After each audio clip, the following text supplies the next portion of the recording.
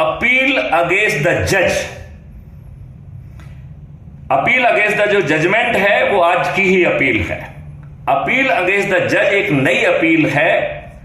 जब यदि आप अपील अगेंस्ट द जज को प्रेफर करेंगे तो आपको अपनी अपील में लिखना पड़ेगा कि क्या क्या एविडेंस हैं और जो इस जज ने नजरअंदाज किए हैं।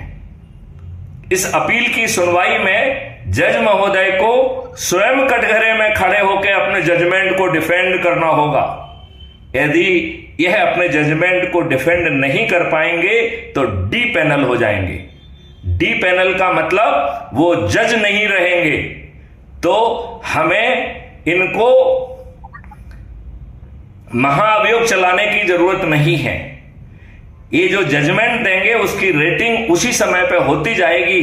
उसी रेटिंग के आधार पर ये जिला जज, उसी रेटिंग के आधार पर ये हाई कोर्ट जज, उसी रेटिंग के आधार पर ये सुप्रीम कोर्ट के जज बनेंगे। यदि ये अपने जजमेंट को डिफेंड नहीं कर पाए तो इन्हें लाखों रुपए का हर्जाना देना होगा, कंपनसेशन देना होगा, वो भी अपनी जेब से।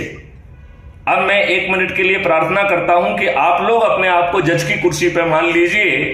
अब मैं आपको चुनौती देता हूं कि आप न्याय देंगे या न्याय नहीं देंगे। मैं आपसे सुनना चाहता हूं, आपको न्याय मिलेगा या नहीं मिलेगा? सर, ये तो सबसे अच्छी बात, ये जो जज वाला जो आपने सिस्टम, मतलब जो आपने विचार रखे हैं, ये मुझे बहुत सही लगा। क्योंकि अभी जैसे कि ये अभी एक कोई अपने सुप्रीम कोर्ट के जो कोई जज रहे हैं, जैसे अभी काफ़ी मामला गरमा रहा था, उन्होंने उनके पास से काफ़ी केस पकड़ा है। तो ये मतलब वर्मा साहब, जस्टिस वर्मा साहब जी, आप ड्रामा देखना, ये इनका महाअभियोग नहीं होगा।